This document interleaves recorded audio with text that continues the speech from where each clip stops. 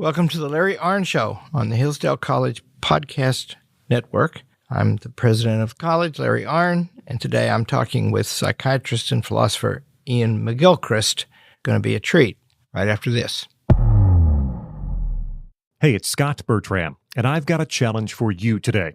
Become a better educated American citizen. And to help you do just that, we at Hillsdale College have our free online courses available for all who wish to learn. Our challenge? Take just one of our courses.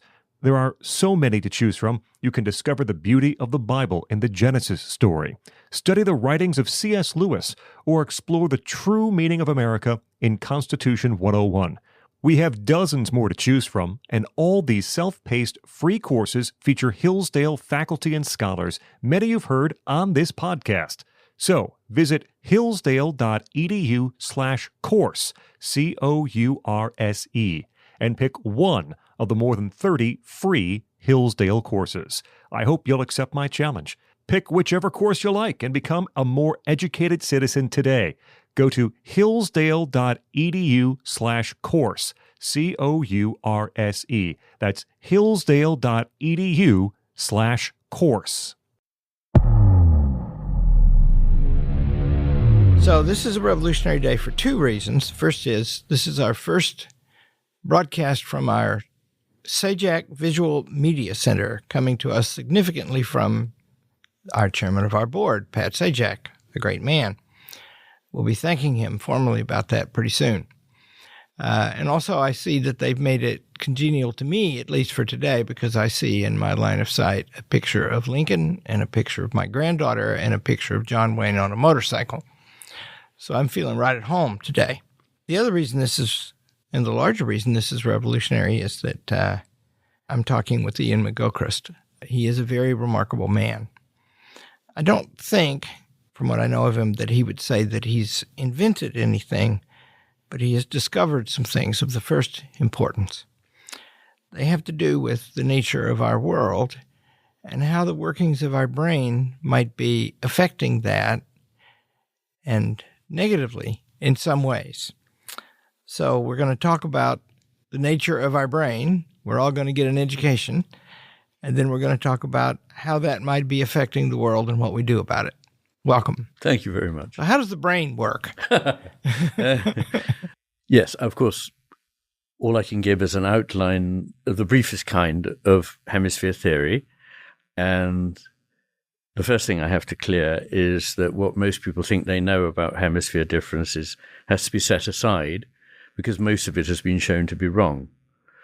And I was very strongly discouraged by my older colleagues when I was a younger man than I am now from pursuing hemisphere difference, but I have done for the last 30 years.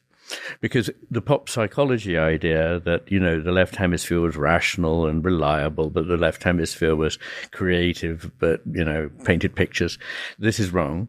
Both hemispheres are involved in everything. The left hemisphere is not unemotional. It is not reliable. It is considerably less reliable than the right hemisphere, and both hemispheres are involved in reason and science. So we need to set all that aside. What is the difference? Why should there be a difference? Why should there be two hemispheres, in fact, that are grossly disconnected? Only 2% of fibers in the brain actually cross the corpus callosum, the band of fibers at their base. And what's more, the corpus callosum is a recent invention. It's a mammalian invention. Reptiles, birds, you name it, and going right the way down into insects and ancient creatures of the sea have a brain, if you like, a neural network, at least the ancestor of a brain, that is asymmetrical and to some extent divided. So, and birds have no corpus callosum at all. Reptiles have none. So what is this story about? The brain is divided. Why? It's asymmetrical. Why? Because if you just wanted more space, you could expand symmetrically. Why expand asymmetrically inside a skull that's broadly symmetrical? And so why is it asymmetric? It doesn't mean they're of different sizes, does it? Is that it what does it means? actually. It does. Yes, yeah. They are. The right hemisphere is slightly heavier, longer than the left hemisphere, But these are very small differences we're talking about, but nonetheless, that is a difference. But there are many other differences. There are differences in the expansion of the cortex posteriorly in the left hemisphere and anteriorly in the right hemisphere, which was never mentioned when I was in medical school. Only we heard about the expansion in the left hemisphere posteriorly, which was said to be about language. But it can't be, because apes that we've unsuccessfully tried to teach language to also have this expansion. And the biggest asymmetry in the brain is the frontal cortex, in which the right hemisphere is greater than the left. And since when I was in medical school, nobody knew what the left hemisphere was for, right hemisphere was for, probably for just holding up the left hemisphere that, does all the business. I'd never heard of this, but lots of questions started arising in my mind. And to summarize, I believe that what has happened is that every living creature has to solve a conundrum, which is how to grab stuff and survive by grabbing stuff. So getting food accurately, swiftly, precisely from a targeted entity, picking up a twig to build a nest, whatever it might be. That requires a very narrow beam, highly resolved focus on a detail. But if that's the only attention that the creature pays, it will soon be eaten by something else, because it's not looking out for predators. It's not even looking out for its kin, for its offspring, its mate that need to be looked after. And so evolution has equipped us with two neuronal masses that can pay attention to the world in two different ways. So the basic difference between the hemispheres is attentional. And the full weight of that didn't hit home when I discovered it. It was passed over. It was mentioned. I found, the evidence was there in the literature. But what does the evidence look like? How do you measure that? Oh, it's very easy. First of all, you look at what happens when somebody has what we call in neurology an insult to one half of the brain. So a stroke, a tumor, or an injury, and how that affects their attentional field. And so there's a vast array of information from that. Then, of course, after the split brain operations in Caltech in the 60s and 70s, experimental psychologists were able to put information and questions to one hemisphere at a time, which revealed differences. And then you can now experimentally suppress one hemisphere painlessly for 15 to 20 minutes using something called transcranial magnetic stimulation. And so there's a whole range of evidence. There's a massive evidence about all these things. It's just been ignored.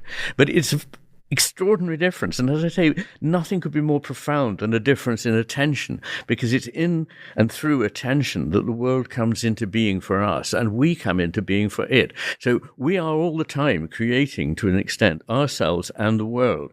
And if we pay a certain utilitarian, reductionist, materialist only attention to the world, we transform that world, and the evidence is all around us. And we transform our minds, and the evidence is all around us.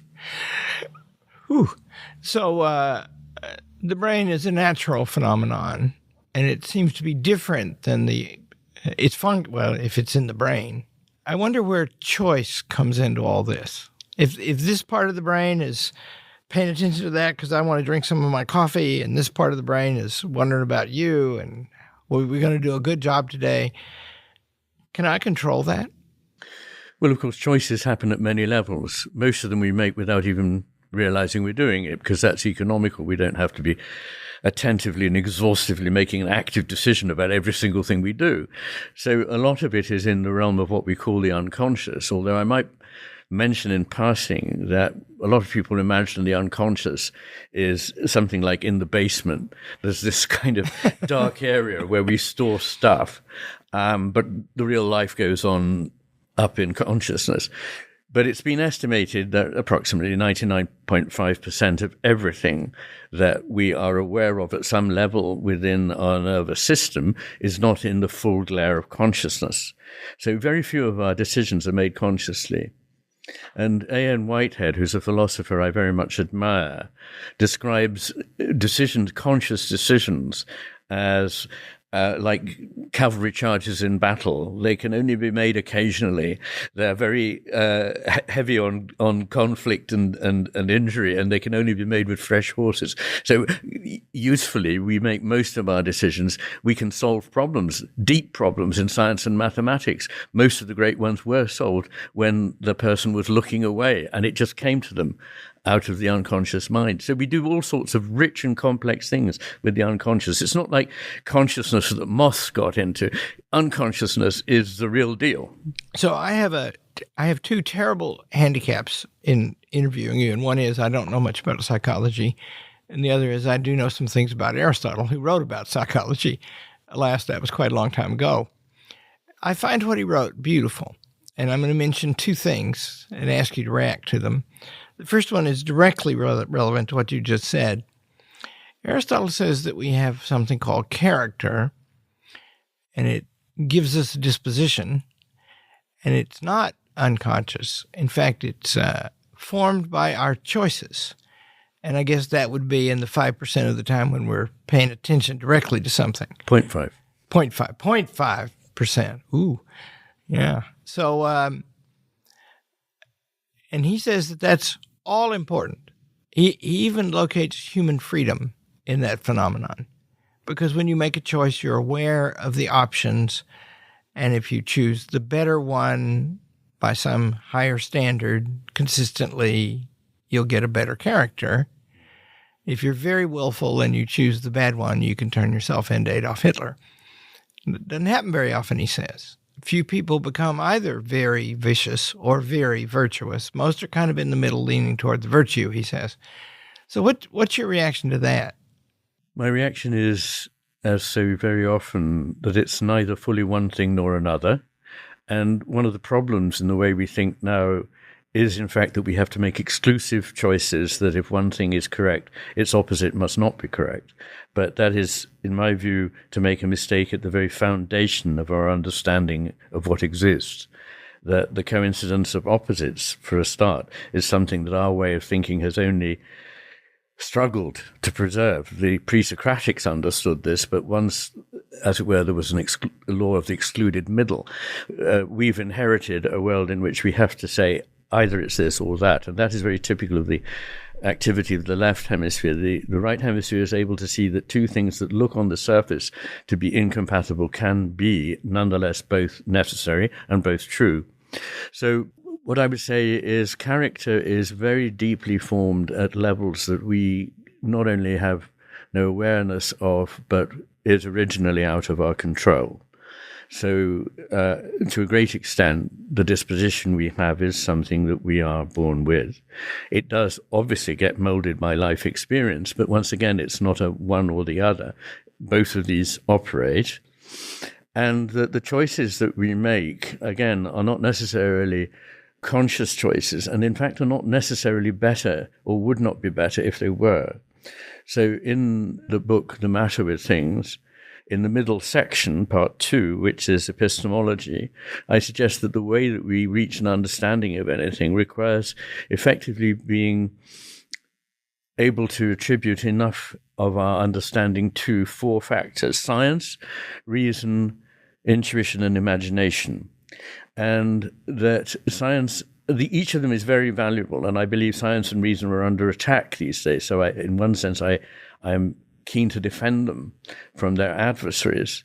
But on the other hand, they can't give us all the answers. They're not set up to do that. So for further understanding, we do also need intuition and imagination, which have had a bit of a bad rap lately from mainstream psychologists. But this is unfortunate, because what a lot of the evidence in psychology shows is that our unconscious decisions about things, when revised consciously, the unconscious decisions were better than the ones we made after revising them consciously.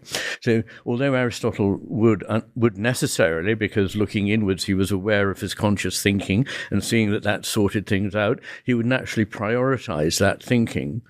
And so that's the way I'd think of it. I admire Aristotle very much, above all for being an empirical scientist, which was a a step forward. But I wouldn't say that he was always on the target. I'm always reluctant to say that he is or is not on the target because it seems beautiful to me, but it's a little complex. Well, I agree. But how long have we got? Yeah. How long have we got?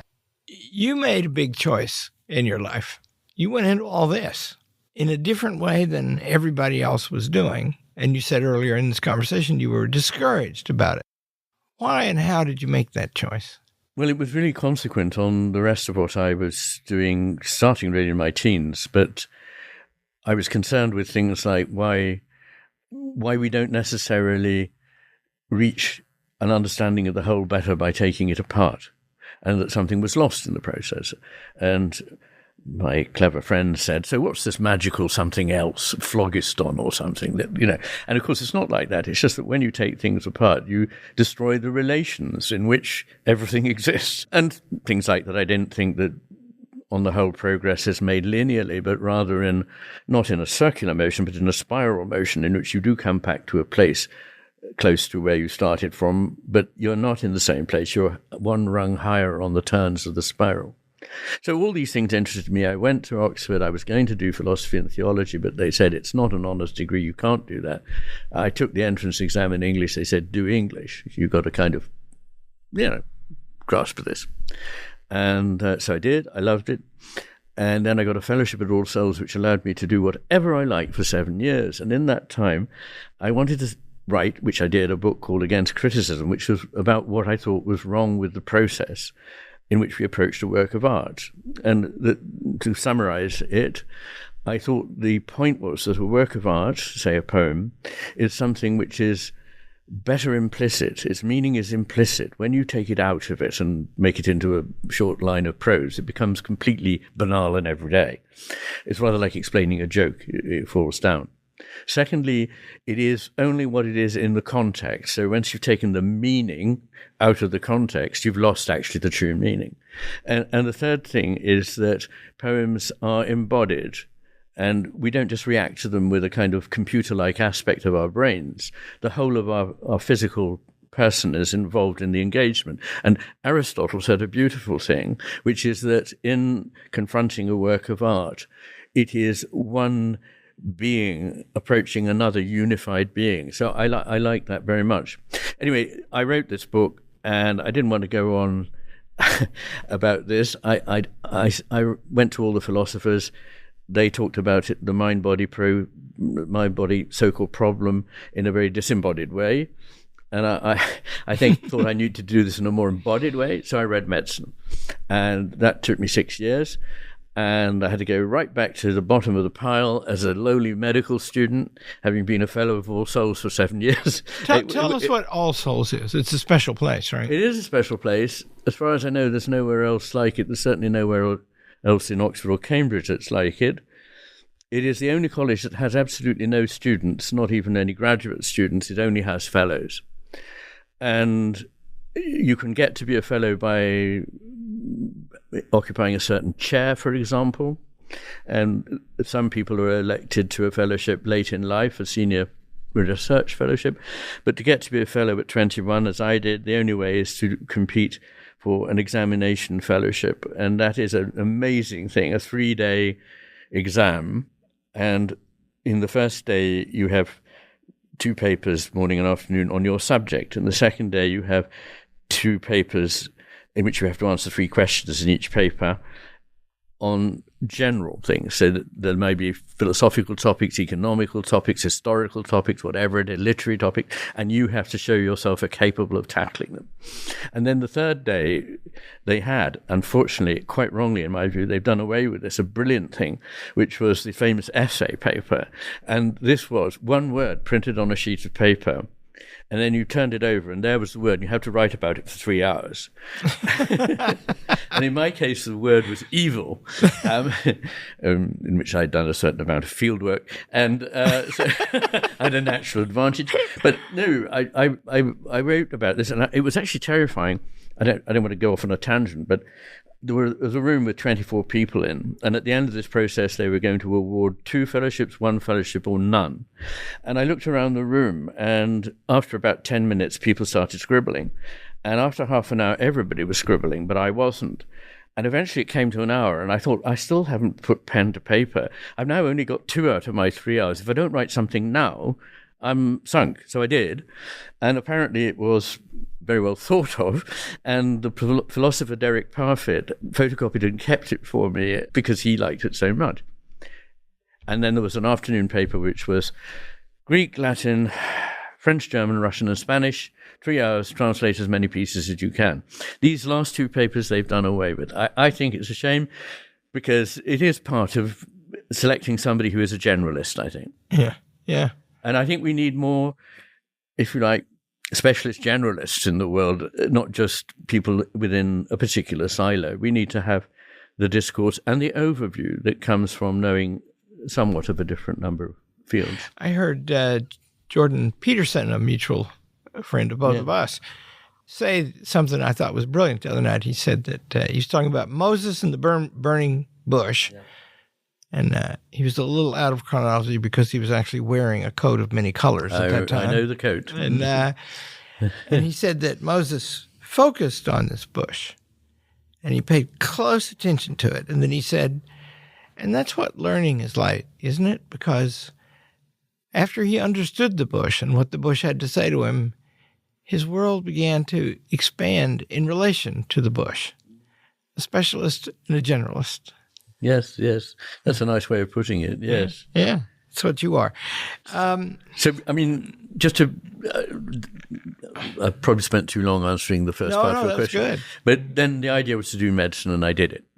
And that takes 6 years. And then I did my general jobs, then worked at the Wessex Neurocentre as a neurologist and a very junior neurologist. And then went to the Maudsley Hospital, which is where psychiatry and neurology meet, and is a big teaching hospital in London. And it was there that I heard something that made me think it's worth exploring from a philosophical point of view, this thing about the difference between the hemispheres. I think that the reason that it spoke to me was that it addressed so many things that I was already concerned with. And I don't think enough people go into medicine with a philosophical interest in medicine. They go in just assuming it's obvious what medicine is and it's mending machines that have broken down in some way. And I don't think that, and I will be talking more about that tomorrow. But yes, I mean, the thing that was remarkable was that I went to a lecture by a colleague called John Cutting, who'd just written a very interesting book called The Right Cerebral Hemisphere and Psychiatric Disorders, which was published by Oxford University Press. And he'd spent 30 years sitting at the bedsides of people who had injuries to the right hemisphere and discovering what went wrong in their world. Most neurologists focused on the left hemisphere because they had to get people better from not being able to speak or use their right hand. And so neurologists overlooked the subtle changes, which are very important, which boil down to, can you understand the world? So people who've got left hemisphere strokes, they're frustrated because they can't speak, but they can still understand what's going on in the world. But people with right hemisphere stroke can no longer understand what people mean. They can't interpret anything that's subtle meaning, implied meaning, or whatever. And he said 3 things that really stuck with me. One is that the right hemisphere understands implicit meaning, i.e. metaphors, jokes, poetry, things like that, rituals. The right hemisphere understands that everything is embodied and it is more in touch with the body than the left in ways that I could go into but won't bother with. And that the right hemisphere sees that context is absolutely essential to understanding, whereas the left hemisphere decontextualizes it, takes the abstract essence out and puts it in a box with lots of other things that look like it, which is helpful in a crude sort of way so that you're not taken by surprise every time you meet something. Yes, I know it goes in that box. But unfortunately, life's more complex than that. I used to know a little Greek, and I was riveted when I discovered that the word analyze comes from 2 Greek words that mean to break apart. That's it. Yes. It's and then your point is you don't have the same thing anymore. You don't have the same thing, but it's not a wasted process. It's a very important process. And it wasn't my choice, but somebody has chosen for me on the front page, the first page of my website, somewhere where I say our capacity to take things apart is a miracle that enables us to understand things. And it's only second to one other faculty, which is the ability to see the whole and understand where the parts belong. In other words, the right hemisphere is the master that sees the whole, and the left hemisphere is the servant that sees the parts. But the servant's job is to give back to the master what it has found, and that needs to be reintegrated. And in terms of the history of philosophy and theology, I like the fact that Nicholas of Cusa, sometimes called Cusanus or Cusanus, has this idea that things can, first of all, he understood, although he's a polymath, a scientist, a mathematician, a theologian, a philosopher. He understood that there is a coincidence of opposites. It's central to his philosophy. And also that the way the world is, it is initially enfolded, implicatio. There is then an explicatio, an unfolding. And then there is what he calls complicatio, which is folding together again. And the normal way in which we intelligently understand things is to begin by a sense of the whole, then, as it were, allowing the left hemisphere to add its analytic drive. But we shouldn't ever stop there. We need to put it together again, otherwise we don't understand what it is we've looked at. So the process of analysis is not meaningless. It's very important, but it is not the end stage. It is importantly subject to being reintegrated. So I've copied down a passage, and I'm going to read a little bit from it, if I can read it. You're talking about what a world would look like if it was governed by the left brain. This is from your book about master and emissary. As a result, individuals would be ironed out, and identification would be by categories, socioeconomic groups, races, sexes, and so on, which would also feel themselves to be implicitly or explicitly in competition with, resentful of one another. Paranoia and lack of trust would come to be the pervading stance within society, both between individuals and between such groups, and would be the stance of government toward its people. Is that what you think has happened? Yes, to some extent. That's a small excerpt from a longer piece in which I talk about many things, and I say, let us do the thought experiment, what the world would look like if the left hemispheric understanding, such as it is, was dominant. And I then effectively paint a picture of the modern world. And sometimes in lectures, I expound this about 25 differences between a properly understood world and a purely left hemispheric vision. And then I end by saying, after I've very obviously delineated the world we're in, well, thank God we don't live in that world. But of course we do. And so it's a world where the broad vision has been lost, where things are either or, black and white, there's no shades of meaning, taking into account opposites. Everything is linearly understood. There's an overgrowth of bureaucracy and administration. There is this seeing of things in abstract categories rather than understanding them in a full contextual whole. And in a full contextual whole, things can change their meaning completely. They can seem to mean the reverse of what they are when they're decontextualized. And in the world in which we send messages around that are only 180 characters or whatever they are, I'm terribly fuddy-duddy. I don't really know about these things. I don't use social media at all. But I'm lucky I have somebody who does it for me, which is a bit of a cheat. But anyway, it allows me to think and write. Me too. But so we would be in that world. And the thing about paranoia is this: the left hemisphere is somewhat paranoid because it knows its job is to control things so that it can get things and have power over them. Its value is power and utility. And if it doesn't feel that everything is under control, it gets very anxious about it, which is why I suggest that in such a society, government would see its job as controlling everything maximally, and there would be a paranoid sense that, we need to have CCTV cameras everywhere, we need to monitor people's Twitter feeds or whatever it is. That is the world we're going into. It's terrifying, and it's absolutely consonant with what happens in neurology. So when people have right hemisphere strokes, their left hemisphere is doing all the functioning, they tend to be rather controlling, they tend to be anxious and paranoid, and indeed schizophrenia, which famously gives rise to paranoid delusions, is very much due to overdrive in the left hemisphere. And some sort of hypofunction or dysfunction of the right hemisphere, which is not making its proper contribution. So the hemispheres that you've explained to us are much older than the birth of modern society or bureaucracy. Yes. Why has this happened? Well, I think this comes back to my idea that it's to do with being able to grab and get, which is so important that one whole half of the brain is dedicated to focusing on a detail in order to be able to manipulate it. But the other part of the brain's got to be looking out for everything else, which is the other 357 degrees of the 360-degree arc. And so the right hemisphere sees a coherent, sustained vision. It is vigilant for whatever there may be. It doesn't only see what it expects to find, whereas the left hemisphere sees only what it's already focused on finding, and therefore is likely to be blind to other things. So they need one another.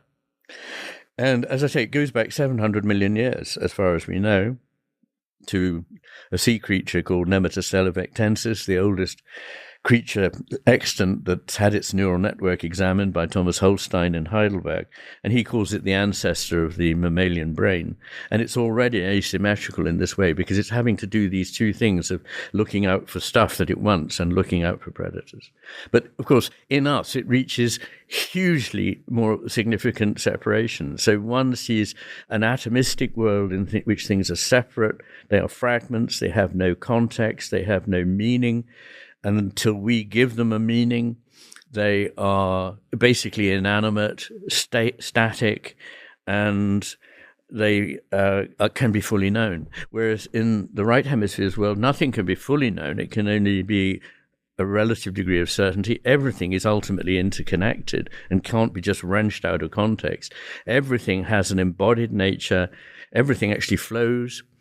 And the world is an animate one with which we feel in connection. So these are two hugely different pictures when we get to the human being trying to understand a world. And one of them is open to, if you like, a non-material understanding or a non-grossly material understanding. And the other to an understanding that engages the fact that there are values and purposes that transcend the purely reductionist picture. A reductionist, you use that word quite a lot. I'm wondering if choices, big choices, human beings have made are part of the thing here. So in Hobbes' Leviathan, there's a sentence I like. Reason then is but a scout or a spy to range abroad and find the way to the thing desired. Is that him just making the left brain the whole of it? There was a movement in philosophy, right? Machiavelli writes something about the ancient philosophers wasting their time building imaginary republics. And then the sentiment is, we should just fix this one. Let's get on with it. To analyze is something different than to know. I mean, it's a way of knowing, you rightly pointed out, but it changes things too. So has the left brain ascended, the left hemisphere, I'm learning your language, has it ascended because we wanted it to? Broadly speaking, yes. So in the second half of The Master and His Emissary, I trace the history of the West from the Greeks through the Romans. I rather skip over what's called the Dark Ages, so we don't call it that anymore, through to the beginnings of the Renaissance and from then onwards. And I believe there have been a number of shifts at the Reformation, with the Enlightenment, with Romanticism, with modernism and postmodernism, in which the left and the right calibrated something. There were somewhat pendulum swings. But Machiavelli was a very utilitarian philosopher. I mean, what he recommended really was seeing things in an instrumental way, because he thought that was the wise way to get to a position of power and be able to exert what influence you have, for good or ill. But this idea of utility and power, this is the only value of the left hemisphere. That is its purpose. And I believe that there are many other values, and I think the best unfolding of this is in the work of Max Scheler, the early 20th century German phenomenological philosopher, whom Heidegger described as the greatest philosopher alive at the time, who had a pyramid of values that ascends from utility and power at the bottom up through what he called the values of life, or the Lebenswerte, which are things like generosity, magnanimity, bravery, fidelity, up through the geistige Werte, the spiritual or intellectual virtues of beauty, goodness, and truth, and then to das Heilige, the holy, at the top. And the way things are constructed now, the real scientific reductionists say that our ideas about these things, the holy, the beautiful, the good, and the true, are just fictions we made up, and they were made up by people who wanted to make a power grab. It's a very reduced, kind of terribly reduced, laughably reduced version of what the human story has been and what a human being is. But I see it the other way, that we only need utility and power. And maybe Machiavelli would have said this too, in order to be of service for other values. Because there is a problem. If you are a truly wise person, you won't seek power. But then somebody needs to have power to promote the values that the wise person believes in. And if you simply sit quietly, as a wise person does, where are we? This is a problem I don't understand in relation to myself or how to recommend to others. I have something to offer about that. Yeah, it's a compliment to you. What you just stated in a lovely, concise way was one of the main themes of Plato's Republic. Yes. The cities will be miserable till the philosophers are kings, and they won't be. Yes. What are we to do? In the classic works, the statesman is the guardian of the wise. Yeah. The wise are too busy. They don't want to. Yes. And yes. I must say, I think your career, which took a change, many, but the big one was you left and you went to medicine because you wanted to understand this thing. I think you're becoming a statesman too. I have no aspiration. Yeah, but I mean, in a way, you are the kind, right? Because if we could, I went into the college business almost a quarter century ago, and it's been very good for me. I enjoy it very much and learn a lot. And I've come to see something, I think, and that is that if you work around students and teach them, you find out that you don't teach them. They learn. You just help them. And they have these rich lives, right? And they make these choices.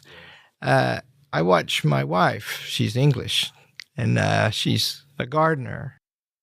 She can make anything grow, except she also understands that she doesn't make anything grow. 100%. Isn't that right? And it is. It wants to grow. Exactly. And I often use this image when trying to explain to people that although a machine is made by an exercise of explicit voluntary effort, most things are not nourished that way. And that the art of being a good gardener, no gardener can make a plant and no gardener can make it thrive or do anything, but it can so dispose the circumstances around the plant that it will flourish.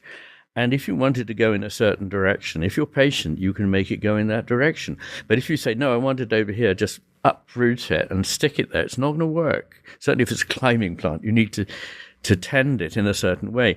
And I've been thinking a lot about education recently because people often talk to me about it and ask what I think about it. And they often say, so, what was it that you learnt in class? And of course, there was a very, very great deal that I did learn in class. But probably the most important things I learned were not actually in the classroom, but they were from the wise people who taught me. First of all, they taught with an enthusiasm such that, as Plato says in the seventh letter, a spark goes from the one to the other and settles in the mind or soul of the other person. And that's how it was, that there was I caught fire with whatever it was they were interested in. And it was more than just information. It was a way of seeing things. And I also, in a way, not consciously, but I suppose everyone does this, takes people as a model.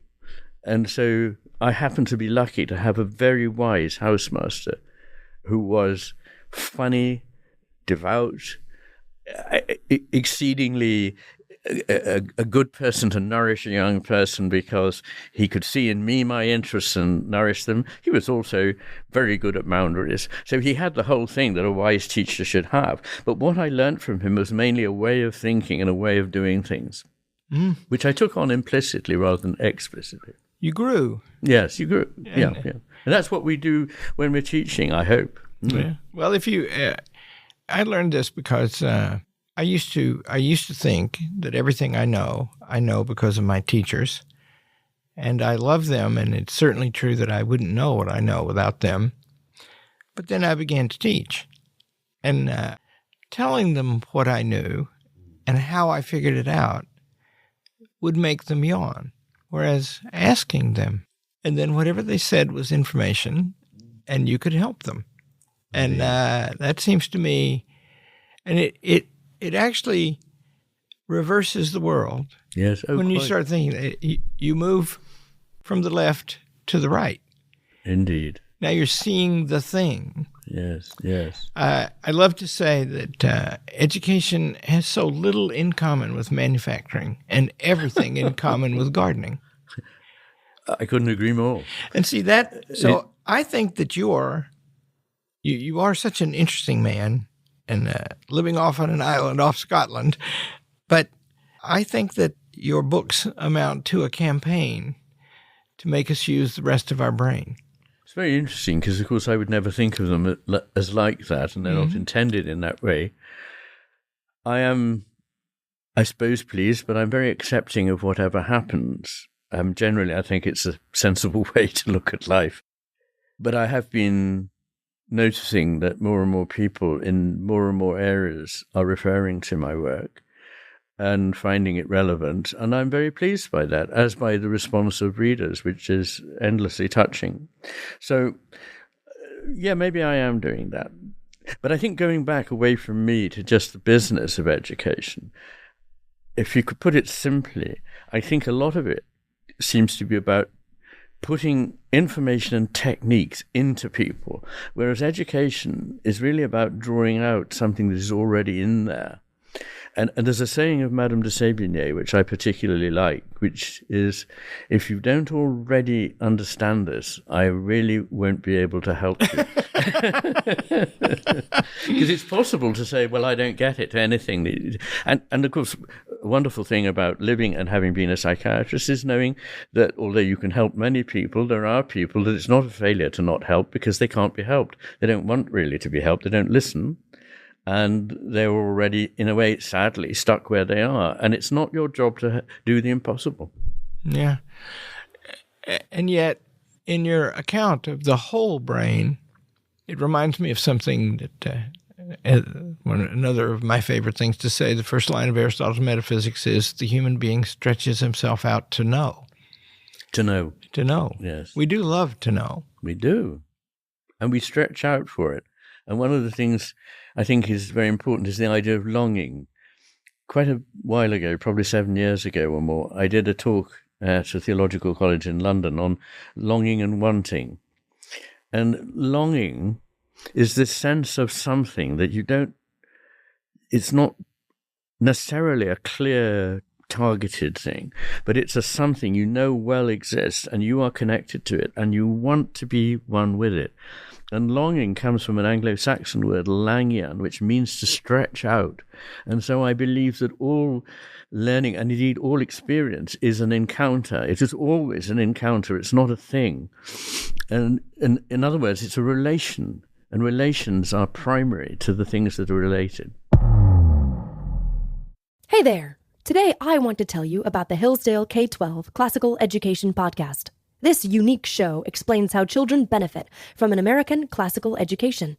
Whether you're a teacher, student, or parent, you'll find something of value on the show. You'll hear from teachers and administrators from schools around the country, as well as Hillsdale professors and friends who are leading the effort to revive the American tradition of K-12 education. When you listen, you'll learn all about classical education, what it is, how to teach it, and why it matters today. And there are dozens of back episodes on specific topics, like teaching Singapore math, reading great books, and even understanding how athletics is critical to a child's development. Listen every Monday on podcast.hillsdale.edu. That's podcast.hillsdale.edu or wherever you find your audio.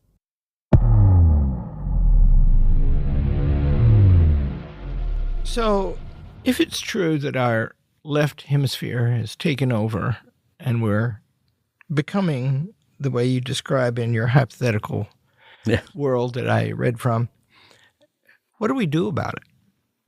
Well, it's a question that I'm often asked. And first thing I'd like to say is we haven't lost the capacity to see things differently. We can regain it very quickly. So one of the things that people say often in their messages to me is, I knew at some level that this was important, but it was missing from the world that I was inhabiting. And you've given me the confidence and the words and the way to talk about this that I never had. And I think that once you see that something is the case about the situation you're in, and you know what it is that's gone missing, you're in a very good place to start finding it. And one of the things you again learn in psychiatry is that when I was, fresh behind the ears, a young psychiatrist, I often knew fairly early on, perhaps after only an interview of an hour or an hour and a half, getting the patient to talk to me, what they needed to do.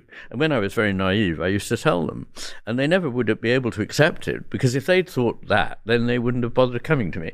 And so they needed time. And so I'd let them go and do certain things, therapies and so on. And then I'd see them again in a few months' time. And they go, I had the most amazing insight the other day that what I need to do is this. Mm-hmm. And it was exactly what I had told them. And the point there is that if you allow people to discover something for themselves, it's far more powerful than telling them what to do. So I could give bullet points, but I'm rather resistant to doing it.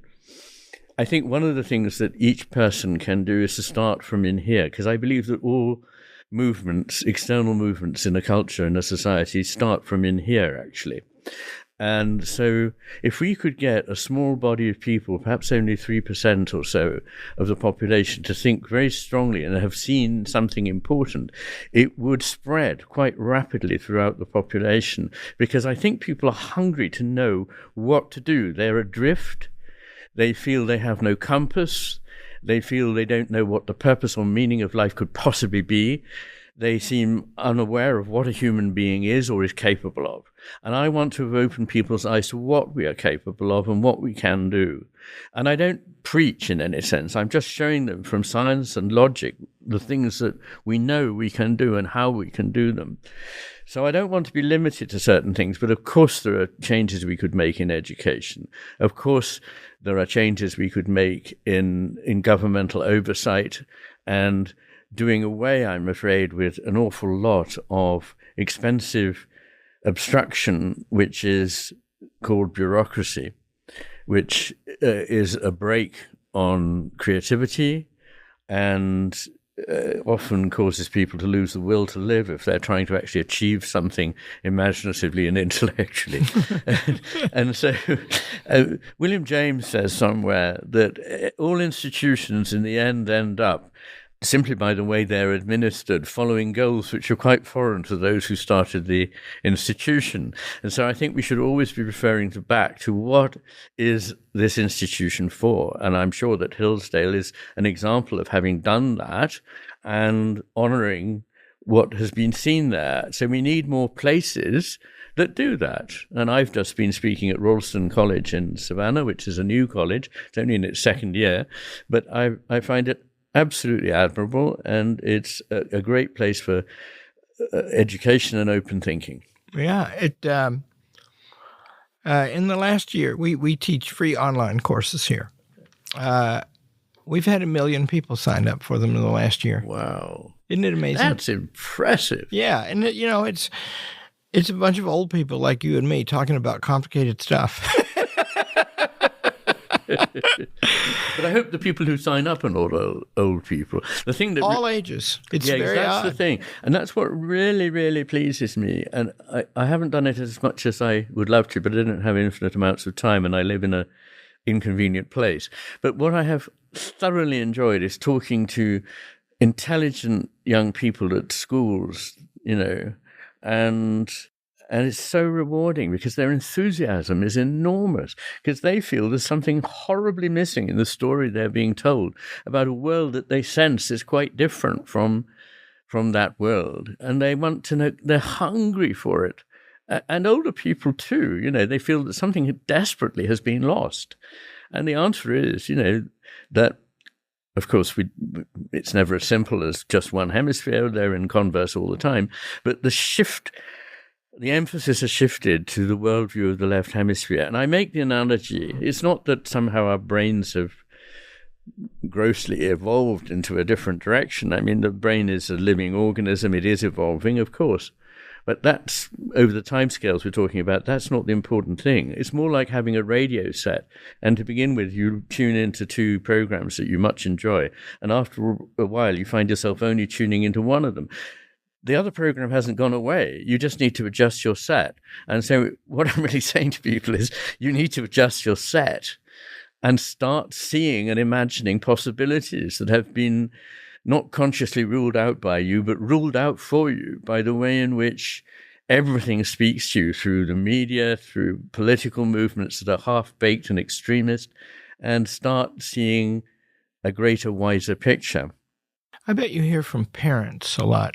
I discover in my life that the parents of the students of Hillsdale College, they're like the greatest and most loyal clan. And they come here and hang around and talk to their professors and want to go to class, and we let them. Right. And in other words, my objection to the education bureaucracy is in part that the rules are made by people who do not go in classrooms. Oh, absolutely. And yet, if there's a young child alive, somebody loves the child or it wouldn't be alive. No. And what makes one think that an algorithm made up by a bureaucrat is going to be superior to allowing an experienced teacher with a lifetime to draw on to teach the way they intuitively feel is important and right? And it has nothing whatever to do with following an algorithm or ticking boxes. It's letting that go and being real, and being present. That's so important. Yeah. I had a very senior Republican politician, who I will not name, once said, how can the parents know if their children are learning if we do not do objective testing across the nation? And I said, well, I think they live with them. And is it hard to tell if somebody can read? Yes. Are you finding the acceptance of your way of looking at psychology growing? Yes, I have. It depends. There are 2 constituencies. There are many psychologists, psychiatrists, and neurologists, mainly those who work with people, i.e., are not just in a lab, who have thoroughly understood and warmed to what it is I have to say. And I'm glad to say some of the figures that are really at the top of their profession in neuroscience and philosophy are, on record as finding it very interesting and stimulating. I think there's a problem with people who are not particularly familiar with the human angle. So I won't name who this was, but a rather well-known figure in this world, a neuropsychologist, said, but the trouble is, he goes through a lot of evidence about brain hemisphere differences, but then he wants to apply these clinically to the individual. I'm not happy with that. But that's the point of doing the lab work. Curiously, this is all in the context of an individual who has a human life. So I think people who are very, focused narrowly, perhaps, and I don't say this man is, but I really think there is a mindset in science that's very conservative, and I understand why. If you've bought into a certain paradigm that doesn't look like this, you really don't want to waste time having to catch up with a whole other way of thinking, because you'll get more credit for just carrying on digging further in the hole you're already in. You don't want to lose a grant or a job application or whatever it is, because you're dealing with things that are still finding their acceptance.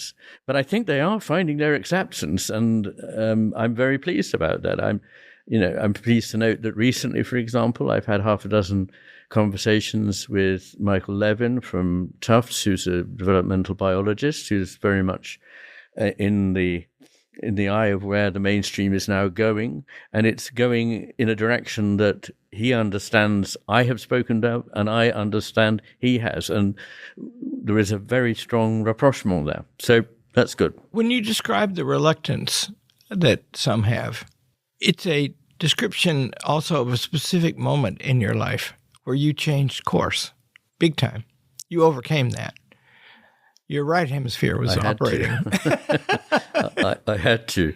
Boy, I had to. Yeah, because it was very, very different from anything I'd been to. But of course, it was a joy to me because I had this other context in which to set everything I was doing. So a lot of young people going into science find the anatomy room a bit of a slog. I found it beautiful and fascinating. And I just found every part of medicine that I went through called to me. And so as I was training, I knew really I wanted to work in the overlap of neurology and psychiatry because I was greatly influenced by Oliver Sacks. I read his Awakenings, which was, in the early 70s.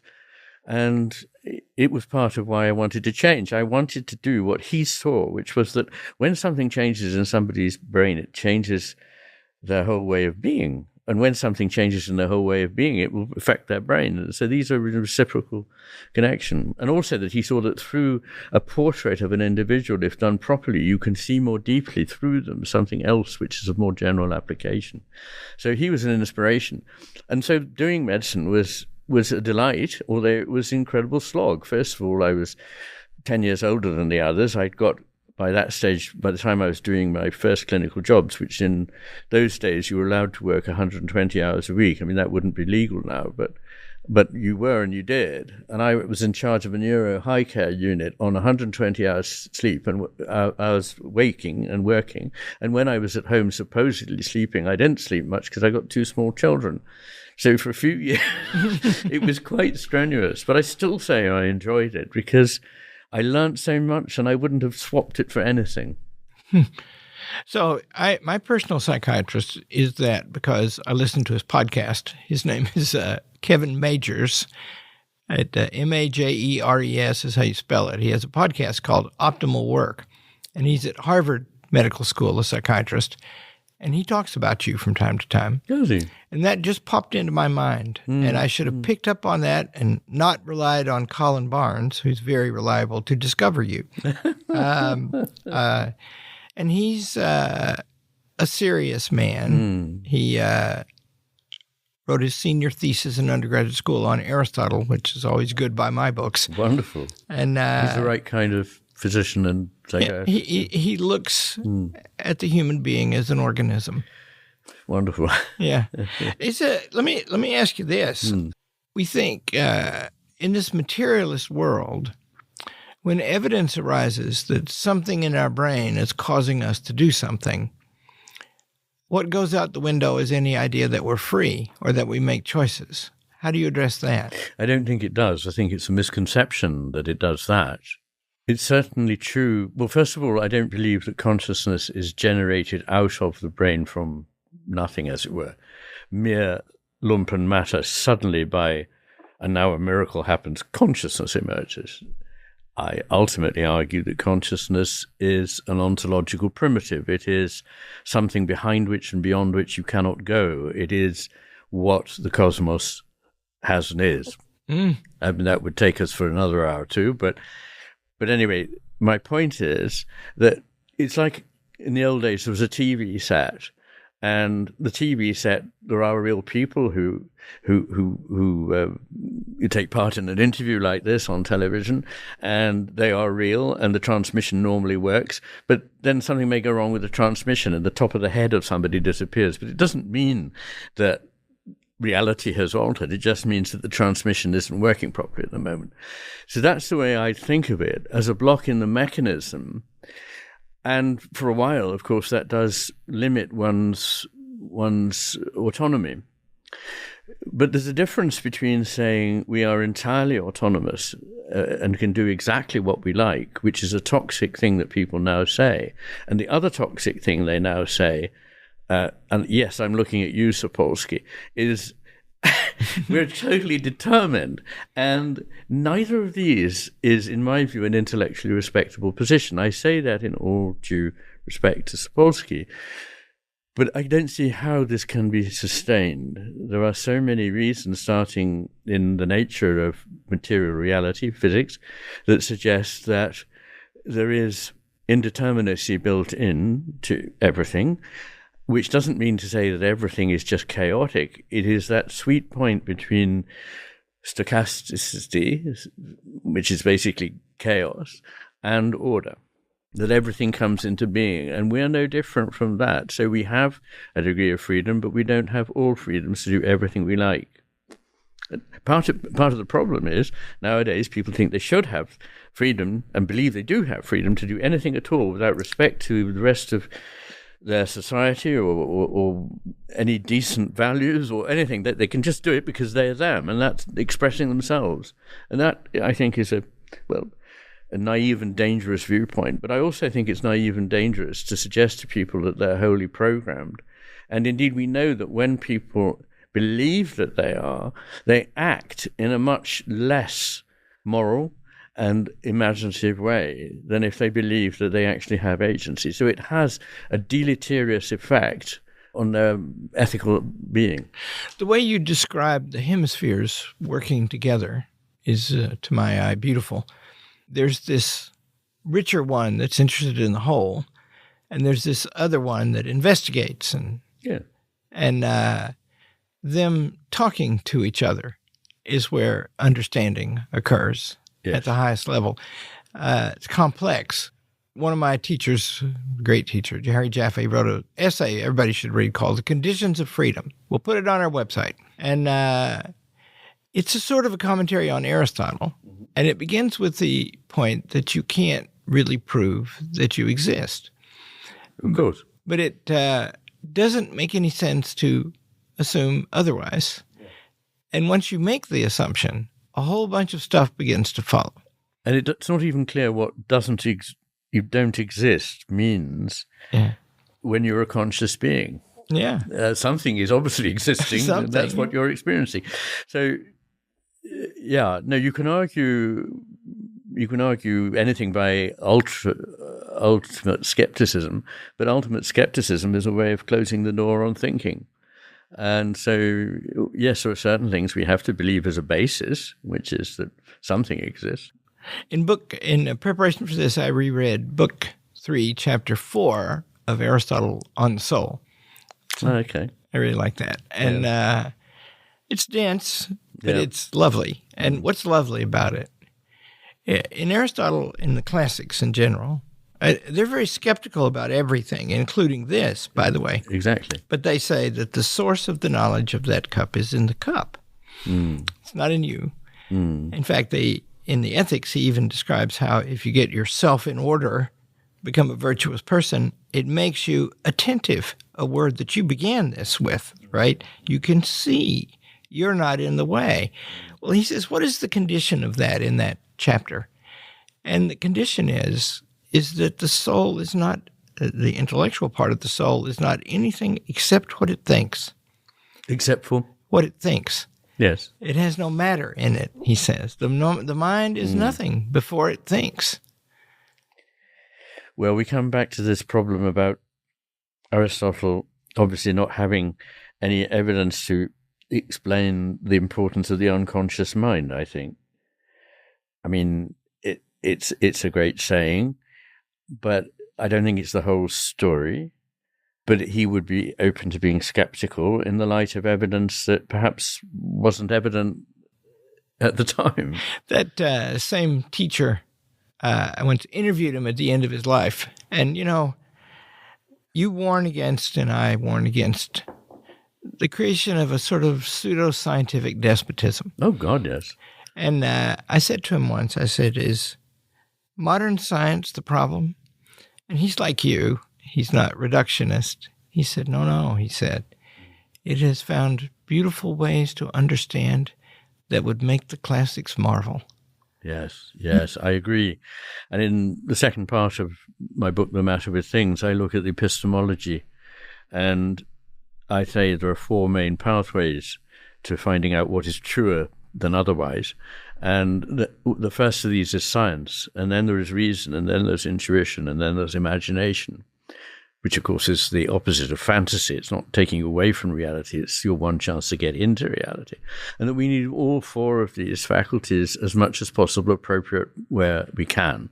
And we don't at the moment. We neglect particularly intuition and imagination. Distinguish science and reason as you use them in that list.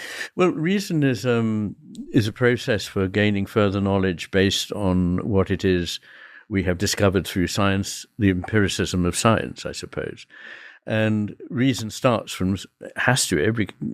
every schema of thought has to begin from a few axioms. So certain things are, as it were, predicated, and by the same measure they're excluded. And the same is true in science. Science can't answer questions of value and purpose because it doesn't claim to deal with that. In fact, it starts from saying, we're going to rule those questions out so that we can have a clearer, more objective view of what it is we're looking at. So when science then solemnly announces there is no purpose and there are no values, we've proved it, I would say, no, you assumed it. And to use a metaphor in C.S. Lewis in his preface to Paradise Lost, it's as if a policeman stopped all the traffic in a street and then solemnly noted down in his notebook, the silence in this street is very suspicious. And I think that is part of the problem. So I'm a great defender of science. I love science. From being a tiny child, I've always been attracted by science. I believe I work with reason, and people say, well, your book is very left hemispheric. It's based on science and it's full of reason. I go, no, that's not left hemispheric. The left hemisphere and the right hemisphere both need these, and the right hemisphere makes, as I described, very important, probably the most important contributions to both good science and good reasoning. And these in themselves involve intuition and imagination. So many great discoveries in mathematics and science, we know from the accounts given by the people who had them, are intuitive and imaginative. So it's not a dichotomy between left science and right art or something like that. The right hemisphere should be the master and the left the emissary in everything, in science, in art, in daily life. And so, we need to somehow recover that wholeness, and it's not by turning our backs on something. And the other thing is, we don't get to wholeness by turning our backs on the parts, because that's just to make another mistake. We need both the parts and the whole together, which makes a new wholeness, which is what the right hemisphere aims for. But it's actually electrophysiologically true that the right hemisphere is more communicative with the left than the left is with the right. It's almost as though the left seems to know, I know what I know. And it even has circuitry which is more self-referential. It sort of reaches into tight knots, if you like. Whereas the right hemisphere has broad, extended tracks that cover the whole. These are neuroanatomical, neurophysiological observations. They don't prove anything, but it's interesting that is the way they are. Could be you puzzle in one of your writings. Why did why do we have the hemispheres? They could be united. Exactly. Maybe because the structure is different, makes them different at different things. The structure has evolved to be different to serve the different purposes. The purposes of the right hemisphere being to understand deeply what it is that's around and what it is within. So it's seeing something that involves emotion, involves embodiment, involves suffering, involves the knowledge of death. It involves all the things that make us understand what it is that we're embroiled in, or if you like, gifted with being in. And the left hemisphere is really interested in local problem solving and imagines that the world is what it sees around it in the walls in which it's inured. Whereas the right hemisphere is always saying, yes, that's coherent with your theory, but let's look out of the window and see if life is really like that. So another thing I think is happening in our world is people fall in love with a theory which explains everything. Now, if you've lost your moorings in something deeper and more intuitive and imaginative and perhaps spiritual, then what you cling on to and won't let go of for dear life, because it's the only thing that makes any sense, is a new theory. It could be postmodernism, it could be deconstructionism, it could be feminism, it could be critical race theory. It doesn't matter. But once you've bought into it, no evidence that contradicts that can be allowed, because it's not coherent with the overall map that is generated in the left hemisphere. And I often compare the hemispheres, by saying the left contains the map, the right contains the complex, contradictory world that is being simply mapped. And so the problem is simply not thinking there's nothing can be contributed by these theories, but thinking they're very partial. And they offer, an insight into some aspect.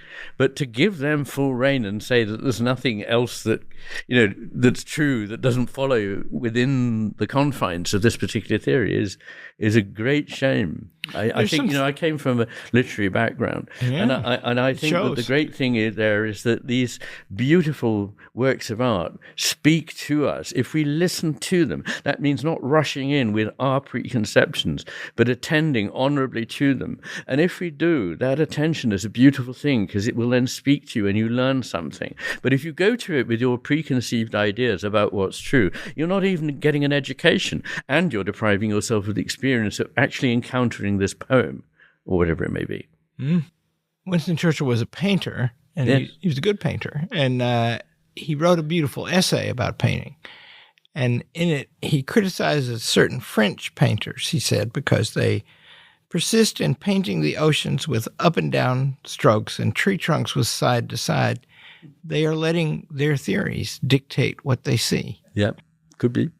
I thought of a story from Einstein. I like to read about physics. I don't know anything about physics, but I like to read about it. Yeah. And Einstein gives an account of how he got to thinking about relativity. He was in an elevator, and he imagined that the elevator just kept going up into space. And what would he see below? And how would it change? His imagination was the spark. And then later, I read, he was working on general relativity, which was harder. And he had a friend, and I can't remember the name of the friend, who was a mathematician, a great mathematician. And his friend began to pursue the idea with pure mathematics. And he wrote to Einstein that, I think I'm about to solve it. And so Einstein took a few months and turned himself into a pure mathematician, and he beat the guy. That was... that might have been the left brain working, I don't know. But he surely was a man who had both. He did, and he has so many things to say that are consonant with that, including the rational mind is a faithful servant, but the intuitive mind is a precious gift. We live in a world that honors the servant but has forgotten the gift. Oh, did he say that? He did. At least we think he did. I mean, when you're taking down the words of a great man, you never quite know, but... Well, whether he said it or not, you did. But it's entirely consonant with his mode of operation. He would, described by his sister, he would sit down at the piano and he would play and so on. And he'd get up and go, I've got it. And it was, as he said, it was like musical architecture. I could find the meanings like that. They often came to him in a flash, as they did to so many great mathematicians. Well, I want to say that you are a delightful man and an important man, and I'm very proud to have you on the college and at this podcast. There's going to be links to your books on our website, and I want you to know that you're going to be invited back under the most strenuous terms. And thank you. I cannot thank you enough. Thank you very much indeed. Mm-hmm. Oh, I should thank Colin Barnes, too, who's the chairman of our psychology department and who is the one who figured out who you are. I'd like to express my thanks to him too. Thank you, sir. Thank you.